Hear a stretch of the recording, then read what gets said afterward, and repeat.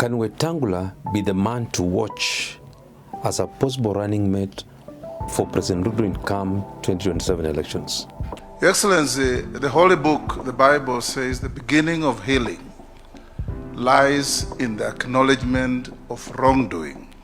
Welcome to FMTV, where we analyze politics and current affairs for educational purposes. Today, we explore a question that is increasingly shaping the Kenya's political conversation.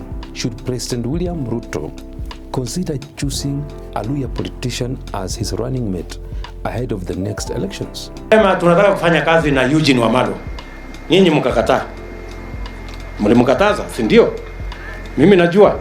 Mlikuja hapa, alikuja kujaribu kuambia nyinyi namna mkamsomea. In Kenyan politics, time is everything. Alliances keep on shifting like sand. Loyalties bend, and yesterday's rivals can become tomorrow's kingmaker. This reminds me of Mama Ida who said, in politics you never know. You hate on somebody, tomorrow is in your house sharing a meal with your husband.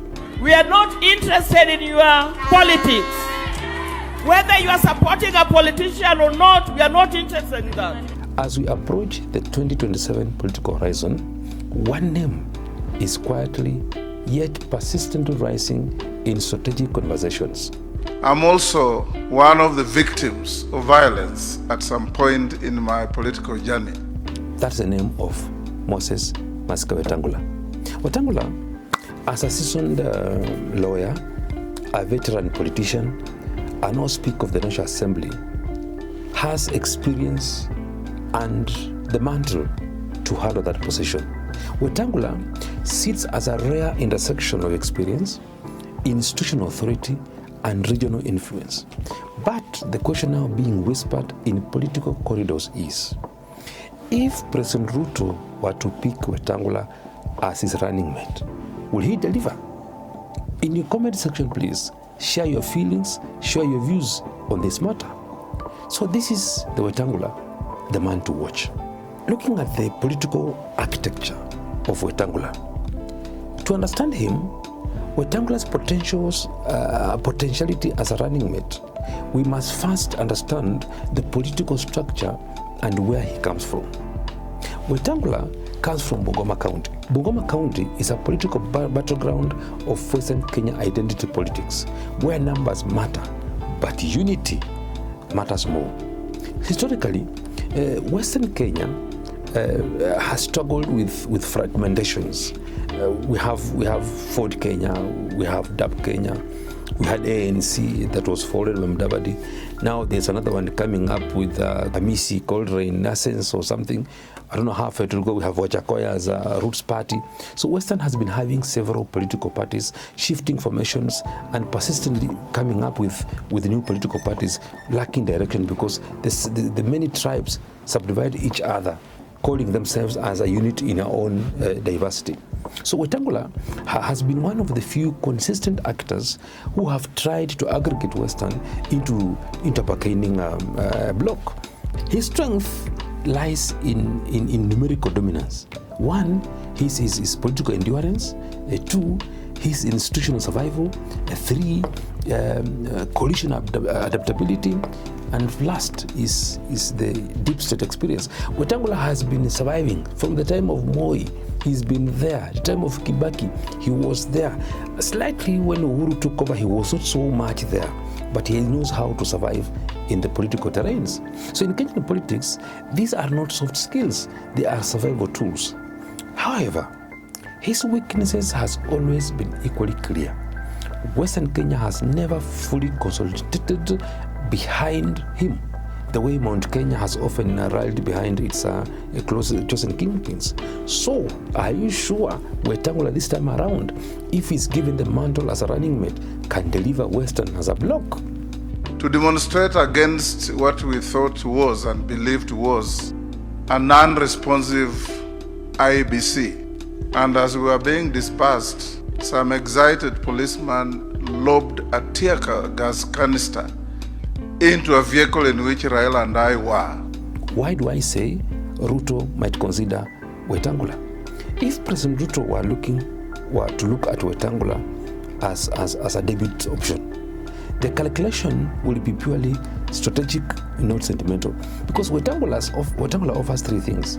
One, he offers parliamentary control intelligence. As a Speaker of the National Assembly, Wetang'ula understands the inner mechanics of legislative power, the whip systems, the coalition discipline, and procedural control. Two, as a President Ruto's running mate for a second term, he would value that highly in stabilizing the parliament.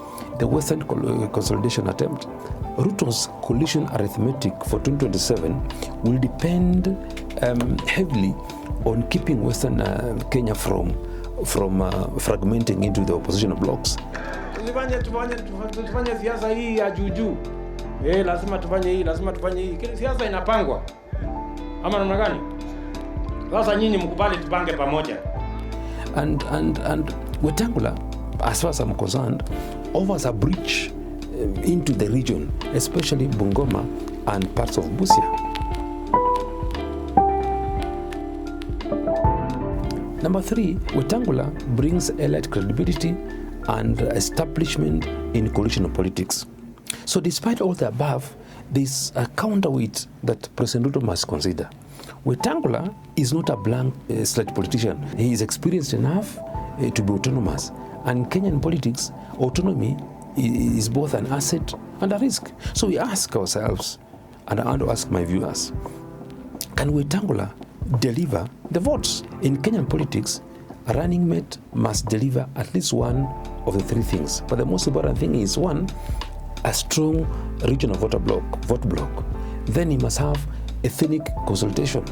So, in Western, if Wetang'ula is chosen as the running mate of President Ruto, are we sure he is able to consolidate all the lawyers around him?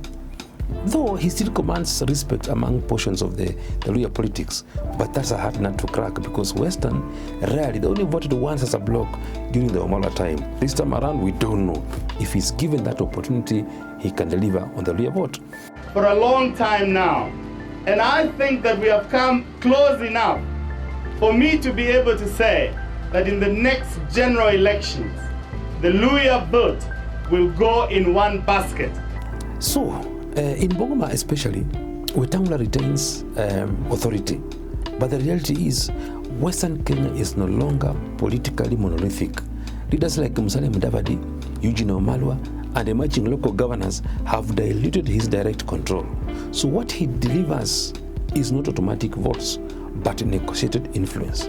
And whether he is the man holding the balance of power when the dust settles, time will tell. As we come to the end of today's discussion, remember that leadership choices and political alliances can be a significant impact on the future of our nation. Whether or not President Ruto chooses a Luhya as a running mate, the decision will undoubtedly shape the Kenyan political landscape in years ahead. Thank you for watching FMTV. If you enjoyed this analysis, don't forget to like, share, subscribe to the channel. Turn on the notification bell so you never miss our latest political insights, trending news, and in-depth analysis. Your support helps us continue bringing you informative and educational content. Until next time, stay informed, stay engaged, and may God bless Kenya. I rest my case.